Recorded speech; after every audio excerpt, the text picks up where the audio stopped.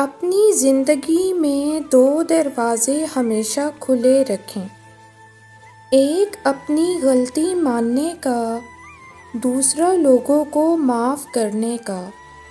یہی اصل سکون کا راستہ ہے۔ مجھے یاد ہے درد کی سخت سے سخت گھڑیوں کو گزارنے کے لیے میرا رب مجھ پر نیند اتار دیتا تھا۔ احساس کی دنیا الفاظ کی دنیا سے مختلف ہوتی ہے۔ کتنی عجیب بات ہے کہ لکھنے والا اکثر اپنی کہانی لکھتا ہے، لیکن پڑھنے والے کو وہ کہانی اپنی کہانی لگتی ہے۔ کبھی کبھی مجھے لگتا ہے کہ ہم سب کی زندگیاں کسی نہ کسی موڑ پر ایک سی ہوتی ہیں۔ امام سفیان ثوری رحمۃ اللہ کی جیب میں ایک رکا ہوتا تھا جسے وہ بار بار دیکھتے رہتے تھے۔ ایک دن وہ ان سے گر گیا۔ لوگوں نے اسے اٹھا کر دیکھا تو اس میں لکھا تھا، سفیان اللہ کے سامنے کھڑے ہونے کو یاد رکھنا۔ انسان ڈاک کے ڈبوں میں موجود خطوں کی مانند ہو گئے ہیں، ایک دوسرے کے قریب تو ہیں لیکن کوئی نہیں جانتا کہ دوسرے کے اندر کیا ہے۔ خیرات بن جائیں تو کشکول توڑ دینا ہی دانش مندی ہے۔ جس تعلق کو قائم رکھنے کے لیے ہمیشہ آپ کو پہل کرنی پڑے، اسے خدا حافظ کہہ دینا ہی بہتر ہے۔ آپ بہت قیمتی ہیں۔ وہ باتیں جو آپ کو معلوم ہونی چاہیے۔ غصہ ایک زہر ہے جو آپ پیتے ہیں اور یہ چاہتے ہیں کہ دوسرا انسان اس سے مر جائے۔ آپ کی عادات آپ کی زندگی میں آپ کے کامیاب ہونے اور ناکام ہونے کا فیصلہ کرتی ہیں۔ اگر آپ اپنا وقت ضائع کرتے ہیں اور یہ سمجھتے ہیں کہ آپ ایک دن کامیاب ہو جائیں گے، تو آپ اس دنیا کے سب سے بڑے بیوقوف انسان ہیں۔ آپ کون ہیں؟ آپ کیا کرتے ہیں؟ جو کام آپ کر رہے ہیں کیا وہ بالکل ٹھیک ہے؟ آپ کو ان باتوں کے بارے میں ضرور معلوم ہونا چاہیے۔ اس دنیا میں سب سے اہم شخصیت جو ہے وہ آپ کی اپنی ہے۔ اگر آپ اپنی ذہنی اور جسمانی صحت کا خیال نہیں رکھتے ہیں تو آپ کو اس دنیا میں کوئی بھی انسان اہمیت نہیں دے سکتا۔ ضروری نہیں ہوتا کہ جب آپ منزل پر پہنچ جائیں تب بھی آپ خوش ہوں۔ جس راستے سے آپ چل رہے ہیں آپ کا وہ سفر بھی بہت اہمیت رکھتا ہے۔ اسی لیے اپنی موجودہ لمحات میں بھی خوشی کو محسوس کرنے کی کوشش کریں۔ کوشش کریں اپنے ارد گرد ان لوگوں کو موجود رکھیں جو آپ سے بہتر ہوں، تاکہ آپ ان سے کچھ نہ کچھ سیکھتے رہیں۔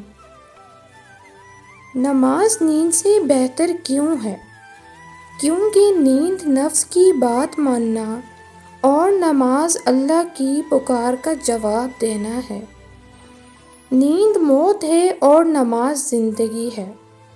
نیند جسم کی راحت اور نماز روح کی راحت ہے۔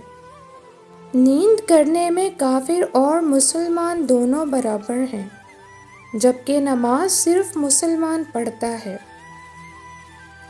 یہودیوں سے جنگ۔ رسول اللہ صلی اللہ علیہ وآلہ وسلم نے فرمایا، ایک دور آئے گا جب تم یہودیوں سے جنگ کرو گے اور وہ شکست کھا کر بھاگتے پھریں گے۔ کوئی یہودی اگر پتھر کے پیچھے چھپ جائے گا تو وہ پتھر بھی بول اٹھے گا کہ اے اللہ کے بندے، یہ یہودی میرے پیچھے چھپا بیٹھا ہے، اسے قتل کر ڈالو۔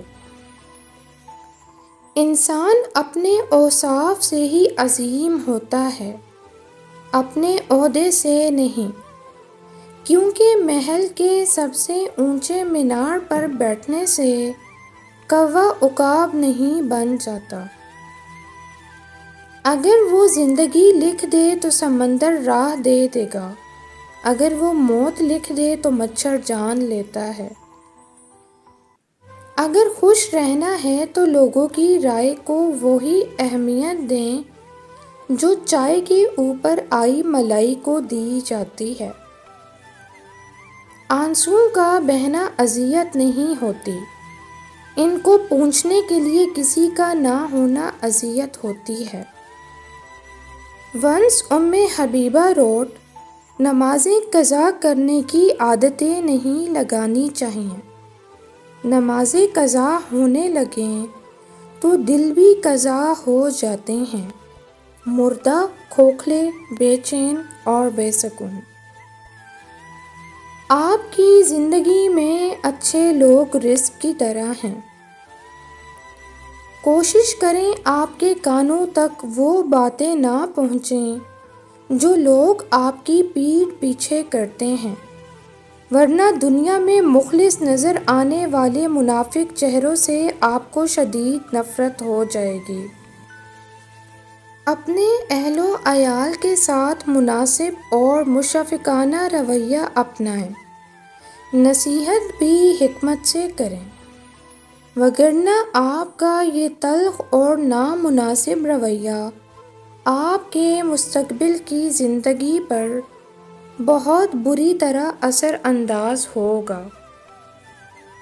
زبان کے کڑوے لوگ دل کے صاف ہوتے ہیں، یہ بات شاید بد تہذیب لوگوں نے اپنی تعلیم و تربیت کی خامیاں چھپانے کے لیے گڑھی ہوگی، ورنہ جس کا دل صاف ہو اس کی زبان بھلا کیوں کر گندی ہو سکتی ہے۔